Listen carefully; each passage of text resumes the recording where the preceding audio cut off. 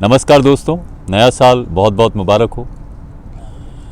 किस्से का हिस्सा का हम तीसरा सीज़न शुरू करने वाले हैं। पहले सीज़न में हमने आपको अपने किस्से सुनाए, तो दूसरे सीज़न में हमने आपके किस्से शेयर किए। तीसरे सीज़न की शुरुआत में हम सोच रहे थे कि आपको किस तरह के किस्से सुनाए जाएं। फिर हमने सोचा कि अक्सर जब हम लोग यूनिफॉर्म्स को देखते हैं, फिर चाहे वो डॉक्टर की हो, वकील की हो, पुलिस की हो या किसी आर्मी के जवान की हो, तो अक्सर वो यूनिफॉर्म्स हमें बहुत अट्रैक्ट करती हैं। लेकिन उन यूनिफॉर्म्स के पीछे जो व्यक्तित्व होता है या जो व्यक्ति होता है, उससे भी जुड़े बहुत से किस्से होते हैं। तो सीज़न 3 में हम आपको ले चलेंगे इन्हीं प्रोफेशंस की दुनिया में और इन्हीं प्रोफेशनल से जुड़े उनके कुछ खास किस्से हम आपको अपने अंदाज में सुनाएंगे। तो इसी क्रम में सीज़न 3 का जो पहला किस्सा हम आपको सुनाने जा रहे हैं, उस किस्से का नाम है क्लिक नंबर 37। तो चलिए ये सुनिए ये किस्सा और बनिए इस किस्से का हिस्सा।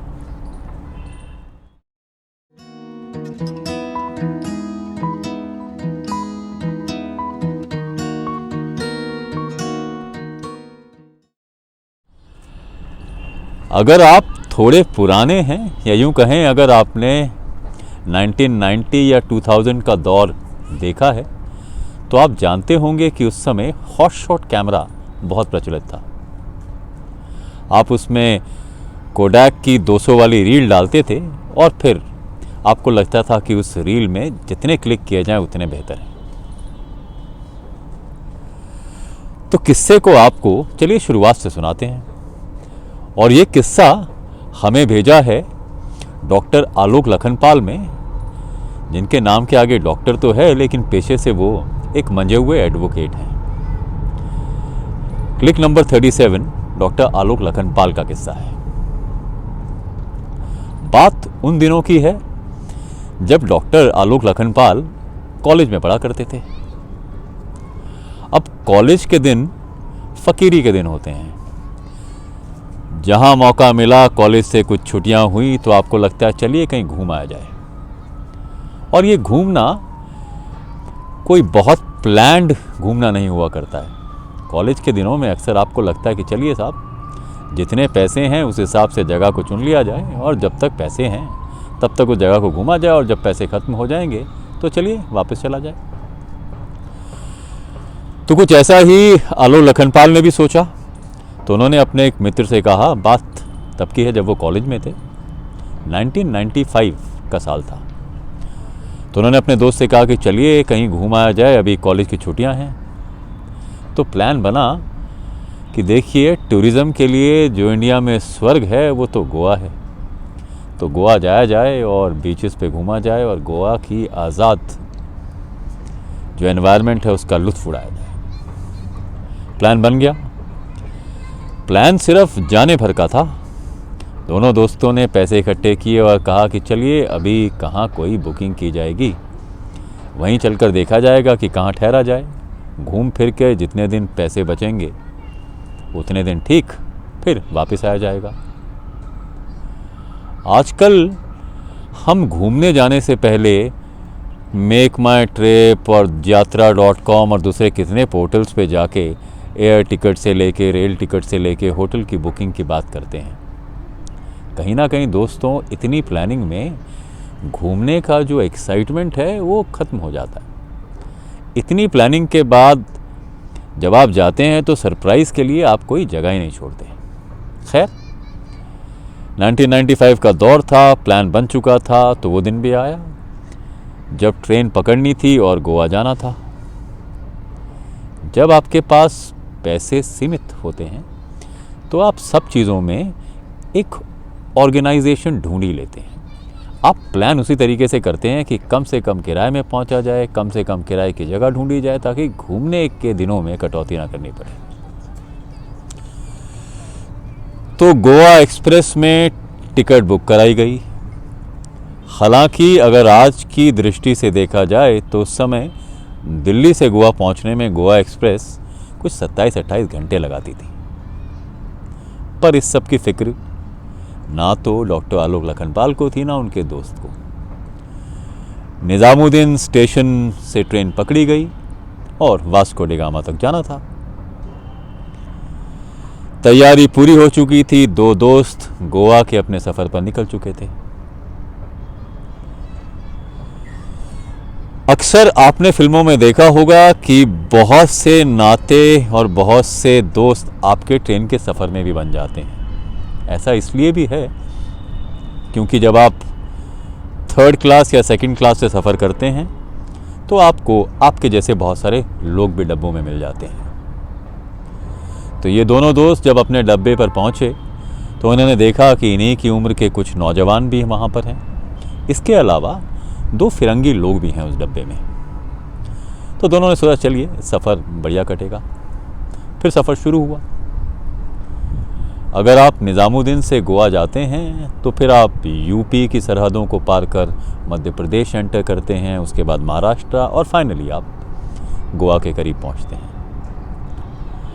27 घंटे का सफ़र हो तो आप उस सफ़र का भरपूर लुत्फ़ भी उठाते हैं। आप सबसे बातचीत भी करते हैं, जितने स्टेशन आते हैं उस पर उतर के उन स्टेशन का जायज़ा भी लिया जाता है। तो धीरे धीरे 3 बजे शाम को ये ट्रेन निज़ामुद्दीन स्टेशन से चली और फिर जब तक रात हुई तब तक आलोक और उनके साथी बाकी लोगों से लगभग दोस्ती कर चुके थे। आलोक लखनपाल उस समय एडवोकेट बनने के अपने सफ़र पर थे और कहा जाता है कि अगर आप वकील हैं तो आप बातचीत बेहतर ढंग से करना जानते हैं, और आलोक के साथ ऐसा है भी। अपने बातों के जादू से वो दूसरों पर असर डालने में बहुत तरीके से सक्षम भी हैं। तो बातचीत का दौर शुरू हुआ, जान पहचान का दौर शुरू हुआ। मालूम हुआ कि जो 2 फिरंगी साथी उनके साथ हैं उसी डब्बे में, वो डैनिश हैं दोनों। तो ऐसे में उन्होंने अपने देश की बातें शुरू की और बाकी लोगों ने उन्हें उनके देश के अपने देश के बारे में बताना शुरू किया और बातचीत का दौर चल पड़ा। इस बीच आलोक और उनका दोस्त अपनी बातचीत में भी मशगूल रहे। रात होते होते बातों के अलावा दूसरी एक्टिविटीज़ का दौर भी चल पड़ा। ऐसे में जो दूसरे भारतीय साथी या नौजवान उस डब्बे में थे, उन्होंने अपने बैग में से चेस निकाली और अपने डैनिश साथियों को आमंत्रित किया कि चलिए आओ चेस की एक बाजी हो जाए। तो बातचीत के दौर के साथ चेस का दौर भी चल पड़ा। ये जो बाकी भारतीय नौजवान थे चेस के अच्छे खिलाड़ी थे, शायद किसी इंजीनियरिंग कॉलेज के स्टूडेंट्स थे। चेस की गेम के साथ एक ख़ास बात और है कि आप अक्सर एक दूसरे को हराने के अलावा बातों ही बातों में दूसरों की गेम को जज करने का काम भी करते हैं। गेम के दौरान दोनों डैनिश साथियों ने अपने देश के बारे में सबको बताना शुरू किया और उनकी हर एक बात में उनके अंदर उनके देश का गौरव झलक रहा था। वो जब भी अपनी देश की बात कर रहे थे तो अपने देश की तमाम खूबियों के बारे में सबको बता रहे थे। दूसरी तरफ हमारे ये इंजीनियरिंग कॉलेज के नौजवान छात्र भारत के बारे में बात तो कर रहे थे, लेकिन हर बार वो कोई ना कोई अपने देश की कमी उजागर कर रहे थे। फिर चाहे पॉपुलेशन की बात हो, रेड टेपिज्म की बात हो, करप्शन की बात हो, गरीबी की बात हो। और डैनिश साथियों को भी ये लग रहा था कि हाँ साहब, आपके देश में दिक्कतें तो बहुत है, सबसे बड़ी बात यह है कि एक हाईली पॉपुलेटेड नेशन है। बहुत देर तक ये बात सुनने के बाद कहीं आलोक और उनके साथी को ये लगने लगा कि देखिए साहब, कितनी अजीब बात है। बाहर से आए ये लोग हमारे देश में घूम भी रहे हैं, लेकिन तब भी वो अपने देश को नहीं भूले और कितने गौरव के साथ वो अपने देश की बात कर रहे हैं। They are taking a lot of pride अपनी कंट्री पर। और दूसरी तरफ देखिए हमारे देश के नौजवानों को कि वो विदेशियों के सामने अपने ही देश की लगातार बुराई करते जा रहे हैं। कहीं ना कहीं आलोक के अंदर का वकील बात करने को आतुर हो चला। तो उन्होंने बड़े गर्मजोशी के साथ इस पूरे किस्से पर अपना कमेंट करते हुए कहा कि देखिए, आपको इन दोनों डेनिश साथियों से सबक लेना चाहिए। आपके देश में बहुत सी विविधताएं हैं, बहुत से ऐसी मेरिट्स हैं जो दूसरे देशों में नहीं है, इतनी डाइवर्सिफिकेशन, ऐसी कल्चरल हेरिटेज। और बात मानने लायक है कि इतनी पॉपुलेशन और गरीबी होने के बावजूद हमारा देश तरक्की की राह पर अग्रसर है। उससे भी बड़ी बात यह है कि आपको अपने देश की बड़ाई करनी चाहिए दूसरों के सामने, ना कि अपने देश की कमियों को गिनाना चाहिए।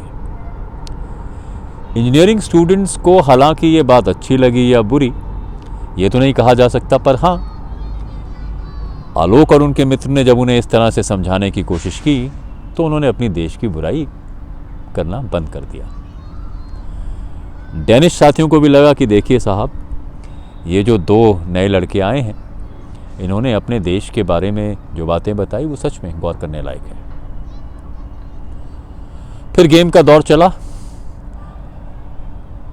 आउट ऑफ वेंजेंस कहें चाहे इसे, या ये कहें कि आलोक और उनके साथी का मानना था कि देखिए अब इन्हें गेम में भी हराना ज़रूरी है, क्योंकि वार्तालाप में तो हम इन्हें हरा ही चुके हैं। खैर, चेस की गेम भी आलोक और उनके साथी जीते उस दिन। रात हुई, जो बात हुई थी वो बीत गई। अगले दिन पूरे दिन सुबह सबने सफ़र का आनंद लिया। अब दोस्ती हो चुकी थी सभी साथियों के बीच। डेनिश जो दोनों खिलाड़ी थे या दोनों लोग थे, उनसे भी अब दोस्ती हो चली थी। तो सफ़र मज़ेदार तरीके से कटा। शाम के करीब 6 बजे अब ये लोग वास्को डी गामा पहुंचने वाले थे। इस बीच इन सब ने एक दूसरे से ये भी पता लगाया कि आप लोग गोवा जा रहे हैं, तो गोवा जाके कहाँ ठहरेंगे। तो जिस पर आलोक ने सबसे कहा कि देखिए, हमने अभी कुछ प्लान भी नहीं किया है, हमारे पास अभी उतरने के बाद ये देखा जाएगा कि कहाँ ठहरा जाए, और हमारे घूमने का थंब रूल ये है कि जब पैसे ख़त्म हो जाएंगे तो वापस जाएंगे, और जब तक पैसे रहेंगे तब तक गोवा में मौज की जाएगी। बातचीत का सिलसिला थमा, क्योंकि वास्को डी गामा स्टेशन आ चुका था और अब सबको उतरकर अपनी अपनी राह गोवा की तरफ जाना था। जैसे ही आलोक और उनके साथी ने वास्को डी गामा प्लेटफॉर्म पर कदम रखा, तभी अचानक किसी ने पीछे से आलोक के कंधे पर हाथ रखा और उन्हें आवाज़ दी।